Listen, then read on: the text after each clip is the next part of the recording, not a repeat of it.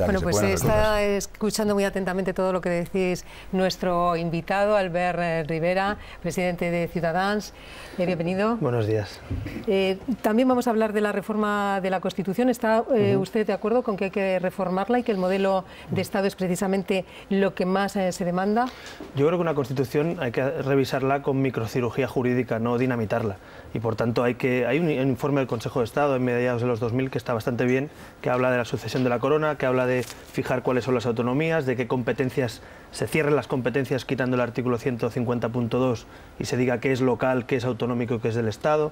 Esa reforma, digamos, técnica, yo creo que sí que hay que hacerla, pero esa reforma no tiene nada que ver con contentar a los que nunca van a estar contentos, es decir, nunca podremos contentar el conjunto de españoles a los que quieren romper este país. Mal haríamos si la reforma constitucional fuera a contentar a los que no creen en este país, ¿no? Por tanto, en ese sentido, yo no creo que haya que contentar a Artur Mas, porque básicamente su proyecto es secesionista, no reformista. Ahora, los que sí que creemos que hay que arreglar España y no romperla, deberíamos consensuar no reformas constitucionales, políticas de Estado, un pacto por la educación, una reforma en las administraciones públicas, una nueva ley electoral, un sistema de partidos moderno. Ahí sí que estoy de acuerdo que hay que modernizar, pero no tanto la Constitución, sino la legislación y los valores de nuestro país, ¿no? Entonces yo sí que creo que España tiene que abrir una nueva etapa política, pero no nos obsesionemos con la Constitución. Como decía Beito, si se cumpliera esta Constitución, la igualdad, las libertades, el derecho a la salud, por ejemplo, dice la Constitución en un artículo, hay que remover todos los obstáculos para que todo el mundo tenga acceso a una vivienda. Pues fíjese el debate que ha habido con el tema de los desahucios y no se ha actuado, y la Constitución lo dice. Por tanto, no es un problema tanto de lo que diga nuestra Constitución como las políticas que se aplican. Y me da la impresión que removiendo en todos esos obstáculos, como dice, está precisamente ese movimiento que usted lidera, y nos gustaría saber si va a dar el salto nacional. Bueno, la idea básicamente, hablando de reformas, es poner encima de la mesa una serie de reformas que consideramos que ni el partido que gobierna con mayoría absoluta ni la oposición están planteando. Hablamos de 5 pilares, los he citado: reforma del sistema de partidos, ley electoral, separación de poderes, y hemos visto lo que ha pasado con el Poder Judicial o con el Poder Financiero estos últimos años, un gran pacto por la educación nacional, es decir, no una reforma o una contrarreforma, sino un pacto a una generación vista, y finalmente, básico también en todo esto, pues la separación no solo de los poderes clásicos, sino también de los medios de comunicación o del poder financiero. Hemos visto lo que ha pasado en el Banco de España, en la CNMV, cosa que ha afectado a la vida de los ciudadanos. Esas reformas las queremos plantear con documentos al Gobierno de España en este año 2014, y a la oposición pediremos reunión también como lobby ciudadano, si se puede decir así. Llevamos más de 40.000 firmas de inscritos en esta plataforma en menos de un mes, o en un mes prácticamente, y estamos haciendo actos por toda España. La pregunta que usted me hace, y no quiero esquivarla: ¿nos presentaremos a las elecciones? Si nos hacen caso, nos escuchan, el Gobierno se compromete a un calendario de reformas en estos campos en esta legislatura, no hará falta, porque habremos conseguido nuestro objetivo. Si el Gobierno de España y la oposición no escuchan a una serie de peticiones que queremos que son transversales a la sociedad española, pues nos presentaremos a las urnas con este programa reformista. Ese es el planteamiento quizá muy nítido, novedoso quizá en el panorama político, porque no es al uso un partido tradicional, pero que nos parece fundamental en esta etapa, en este momento político, ¿no? Eso le iba a preguntar, ¿no se puede llamar de momento partido político? ¿Se sienten ustedes fuertes? Porque allá por donde van sí que van recabando muchos apoyos, son 40.000 adhesiones las que tienen. Hombre, la verdad es que estamos un poco sorprendidos gratamente, ¿no? Sabíamos que había gente que creía en estos cambios o en estos asuntos, pero estamos positivamente desbordados en el sentido que hay mucha gente en todos los rincones de España que comparte esta serie de reformas y de cambios, ¿no? Le pongo el ejemplo de la ley electoral porque es un debate, por ejemplo, que llevan el PSOE y el PP casi 30 años en su programa electoral, y no solo no lo han cambiado, sino lo han blindado en el sentido negativo. Hablar de listas abiertas en España, o de desbloquear las listas, o de una ley donde los votos valgan igual, o de un sistema de partidos con primarias obligatorias por ley, yo creo y percibo que es algo muy mayoritario en la sociedad española, pero estos partidos y los nacionalistas no han querido tocar eso, ¿no? Pues ese tipo de cambios son los que tenemos que conseguir con una presión en las urnas, ¿no? Yo creo que estos partidos políticos, si no pierden votos y ven que hay cambios, no van a cambiar nada, y ahí está el 15M. Es decir, hubo movilización, tuvo un sentido social, de conciencia social, pero al final, si tú no lo planteas como una alternativa electoral, que es el mecanismo, digamos, dentro del sistema para hacerlo, pues los partidos más tradicionales no cambian. Por tanto, sí, nos sentimos con ganas, con ilusión, y sobre todo también es verdad que ya hay sondeos que sin ni siquiera haber hablado de candidatura ni ser un partido, pues cuentan con nosotros, ¿no? Son solo sondeos. Desde que salía este fin de semana, creo que en GESOP, en el periódico, pues nos daba entrar en el Congreso, incluso en el Parlamento Europeo. En cualquier caso, son meras especulaciones, hay que seguir haciendo actos. Este sábado estamos en Valencia, el 14 de diciembre, iremos a Sevilla, vamos a Vigo, a Málaga, y vamos a ver si hay suficiente fuerza para que los ciudadanos se organicen y para que nos escuchen también desde el Gobierno, ¿no?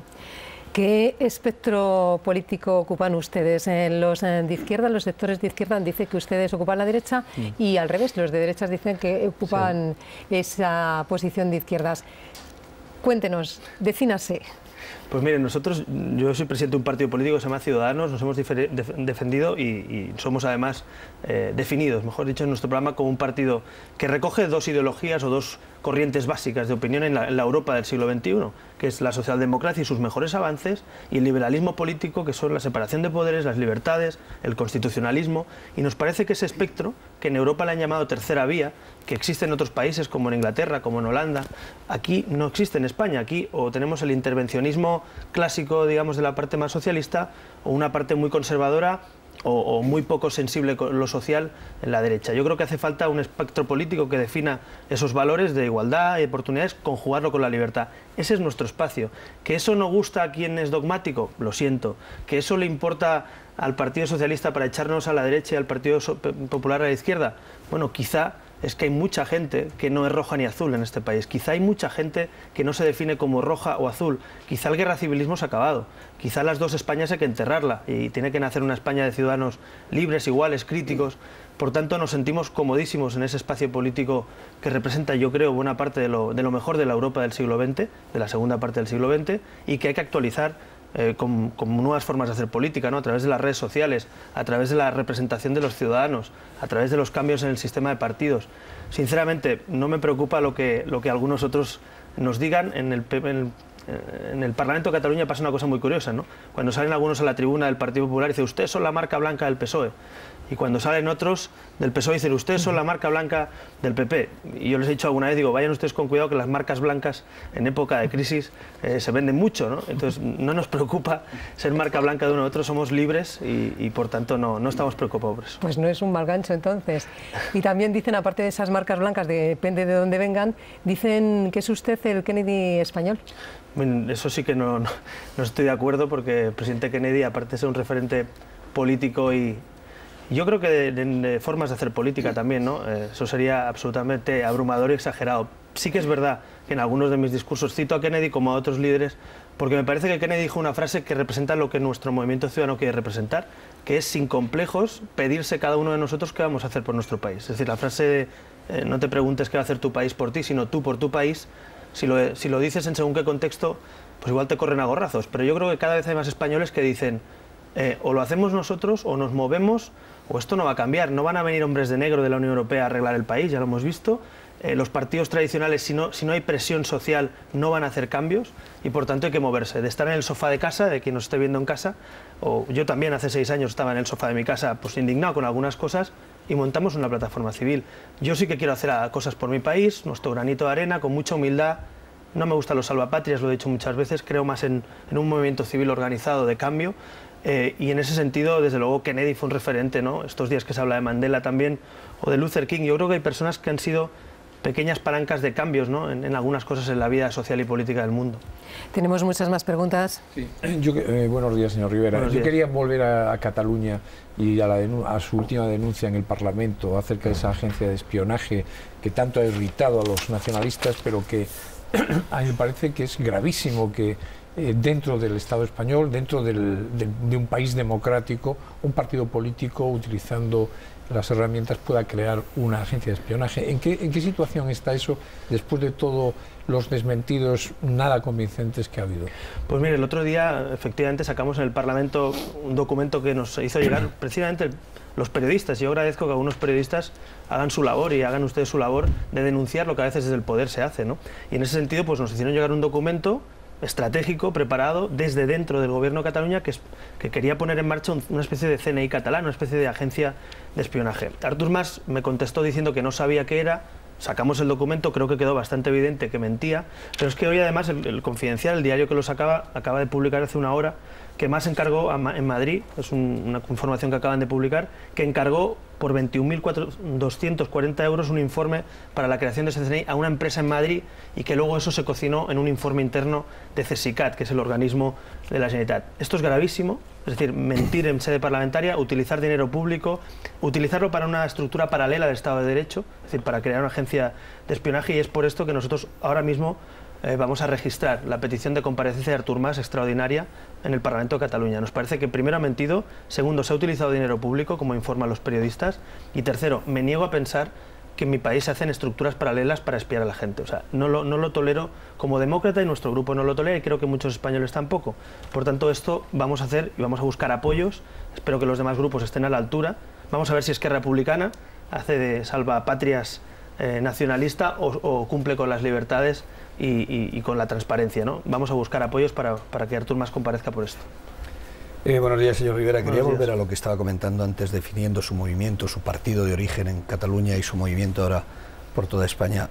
Lo describe como con algunos apuntes o rasgos socialdemócratas y otros liberales. Esa transversalidad es también un poco a la que juega un partido ya establecido, que es UPyD. Lo que le pregunto es, ¿se ve usted pactando con UPyD algún día en un proceso electoral? ¿Han hablado? Bueno, creo que no lo sepan los españoles, pero yo creo que es bueno que la pregunta me la haga. Nosotros hemos ofrecido hasta en 3 ocasiones públicamente, directamente, sin condiciones, sumar fuerzas con UPyD. La respuesta ha sido también 3 veces la misma, ¿no?, por parte de Rosa Díez y su cúpula directiva, que es no. Me consta además que hay militantes, votantes, incluso algunos líderes, yo diría morales del propio partido, que también en su día apoyaron a Ciudadanos, como Fernando Savater, como Albert Boadella, que están pidiendo también esa suma. Yo me sumo, valga la redundancia de eso, porque creo que es de sentido común sumar. Ahora bien, también le digo una cosa, si Rubalcaba y Rajoy no van a decidir si concurrimos o no a las elecciones o si queremos defender una serie de cambios, tampoco lo va a hacer Rosa Díez, es decir, ni yo mismo voy a decidir por UPyD. Es decir, yo creo que hay una minoría emergente en España que quiere una serie de cambios, gente crítica, gente que quiere cambiar las cosas constructivamente, que pide ser o poder ser un partido decisivo en el gobierno de España. Le pongo un ejemplo, si hubiera un tercer partido nacional que quisiera esta serie de reformas y de ello dependiera el gobierno de España, le puedo decir, por lo menos por nuestra parte, que esos cambios se tendrían que llevar a cabo. Y esos cambios les gustaría incluso a los votantes del Partido Popular, y les gustaría incluso a los votantes del Partido Socialista, y a mucha gente en España. Por tanto, sería constructivo, y yo creo que para dar estabilidad precisamente al país, no para desestabilizar, ¿no? Entonces yo creo que eso es necesario. Si Rosa Díez cambia de opinión, después de haberle tendido la mano hasta en 3 ocasiones, estuvo aquí en estos desayunos y negó también esa posible suma, hace caso a Fernando Savater o a otras personalidades y a mucha gente que lo pide, nosotros seguiremos queriendo la suma que no la resta, ¿no? Pero insisto, donde dos no, dicen que dos no quieren, dos no pueden si uno no quiere. En este caso la responsabilidad es clara, ¿no? Es una persona o 2 personas que han decidido que esto no sea así, pero los momentos políticos van cambiando. España no está para muchas virguerías, necesitamos cambios, y yo estoy convencido que a la larga el sentido común se acabará imponiendo. ¿Eso quiere decir que cree que alguna vez le va a aceptar esa mano? Yo creo que a la larga tiene que ser así, no sé si será Rosa Díez o no, pero yo creo que en su partido hay voluntad, me consta que entre sus directivos hay gente que tiene esa voluntad, me consta que hay gente en sus bases que así lo pide, en su propio congreso pasó, este último congreso, ¿no?, que así lo pedía mucha gente, y yo creo que eso es bueno para España y para muchos ciudadanos, insisto. Entonces yo quiero pensar que eso puede pasar, yo no creo que nada sea imposible, tampoco eso, ¿no? Buenos días, señor Rivera. Buenos días. ¿Será que usted no tiene pasado político y la señora Díez sí, que gobernó con el nacionalismo? A lo mejor por eso no quieren juntarse el uno con el otro. Bueno, pues digo yo que si puedo pactar con el PNV, podrá pactar con Ciudadanos, digo yo. No, poniendo ese ejemplo, pues, parece ser que no, pero si se puede gobernar con el PNV, digo yo que también se podrá ponerse de acuerdo con los que piensan como tú. Pero bueno, eso son cosas, insisto, que yo no entro en casa de los demás, pero si me pregunta a mí, yo lo haría, porque creo que al margen de posibles discrepancias o cuestiones muy concretas de lo que uno discrepe, en este país, tal y como está la cosa, si estamos pidiendo pactos de Estado, si estamos pidiendo sumar a los ciudadanos, arrimar el hombro, si estamos implorando o llevando a cabo esa petición de la frase famosa de Kennedy, ¿cómo no vamos a hacer un esfuerzo los que podemos poner en marcha algo así? Por nuestra parte creo que es nítido y claro, pero insisto, yo no puedo decidir ni quiero decidir por los demás. Yo rápidamente le pregunto, es noticia hoy el simposio de Cataluña contra España, es el ejemplo de hoy, pero ustedes saben muy bien de la presión habitual que hay en los medios de comunicación y en la calle y en la sociedad en Cataluña por parte del nacionalismo, que lleva a pensar a muchas personas que ustedes son populistas y anticatalanes, que lo que ustedes persiguen es que el catalán desaparezca. ¿Esa presión existe? ¿Eso lo notan ustedes? Sí, lo que pasa que, mire, frente a este tipo de calumnia, ese tipo de insulto y tal, yo creo que lo mejor es la serenidad. Y yo no me tengo que defender cada día lo que no soy. Por tanto, que yo soy catalán es evidente, que soy catalano parlante también, que quiero que mi lengua, una de mis dos lenguas, pues se utilice en la escuela o en la calle, es tan evidente como que la uso. Y que quiero ser español europeo, pues también, pero no tengo cada día que decir eso. Es decir, en Estados Unidos uno no se levanta por la mañana y dice soy estadounidense, porque es evidente. Y en España yo aspiro que en esta parte del país español, que es mi tierra, Cataluña, no haya algún día que decir soy catalán y español, sino simplemente soy ciudadano de este país, ¿no?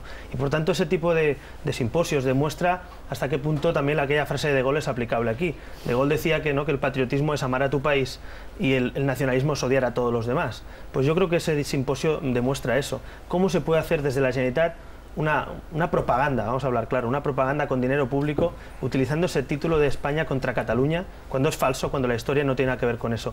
Me preocupa ese tipo de odio que algunos pretenden levantar entre españoles. Eso a veces tiene réplicas, a veces hay gente que desde otras partes de España, pues lógicamente, viendo estos discursos, dice aquello de que se vayan, ¿no? ¿Qué más da a los catalanes, ¿no? Yo en eso sí que también me irrito, si me permiten, porque claro, siendo catalán y estando dando la cara por una Cataluña constitucional, entenderán que nos gustaría que el conjunto de españoles se den cuenta de lo importante que es no entrar al trapo ante este tipo de cosas. Pero también lo entiendo porque, insisto, son simposios, son discursos insufribles, son discursos hechos con dinero público y en este caso nosotros lo denunciamos en su día y se va a celebrar, ¿no? Y esto lo organiza el señor Homs, el gobierno de la Generalitat, que son los mismos que luego piden dinero para el Fondo de Liquidez Autonómico y le dicen a Montoro que es un macarra y estas cosas, ¿no? Entonces, claro, luego dicen, es que nos tienen manía. Hombre, si usted hace cosas como esta, llama macarra al ministro o pide 23.000 millones de euros para luego decir España nos roba, pues ¿qué quiere? Que le aplaudan. Es normal que haya una parte de ciudadanos que no comprenda. Yo tampoco comprendo al nacionalismo en ese sentido, ¿no?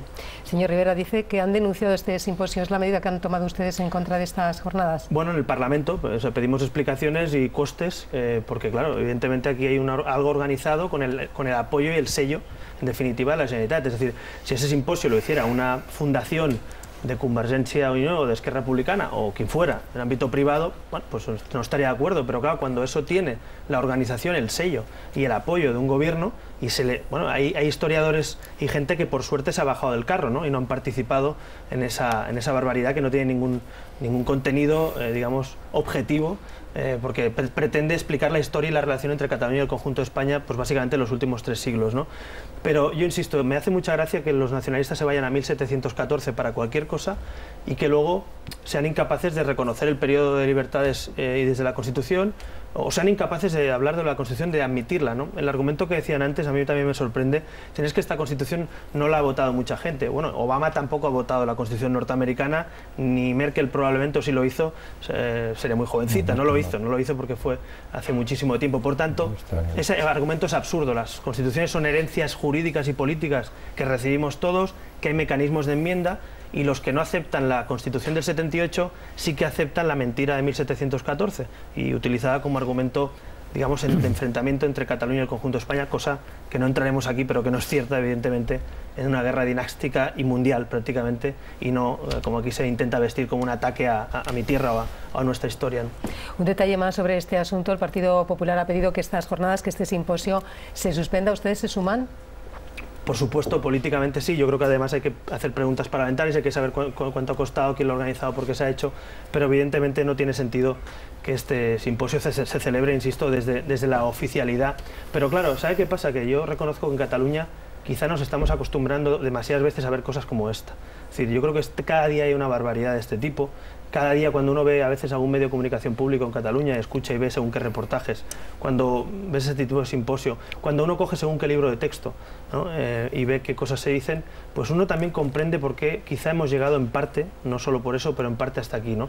También es verdad, insisto, que los gobiernos de España para mí han sido miopes, no han sabido vertebrar España como un país. Yo lo he dicho muchas veces y quiero que se me entienda en ese contexto, que el último pueblecito de Girona es tan español como la castellana, que cualquier parte de este país tiene que tener la misma atención y la misma idea de país conjunto, que ser plural y diverso no está reñido, todo lo contrario con estar unidos. Y a mí me parece, siendo de una parte de España en la que tenemos otra lengua en la que tenemos pues, una historia rica como es la de Cataluña, quiero reivindicar también esa España diversa y unida, porque Estados Unidos es más diverso todavía que España internamente y está muy unida. Y digo Estados Unidos porque es una nación fuerte, ¿no? Histórica. Señor Rivera, gracias por estar con nosotros también aquí en Los Desayunos. Buenos días, gracias.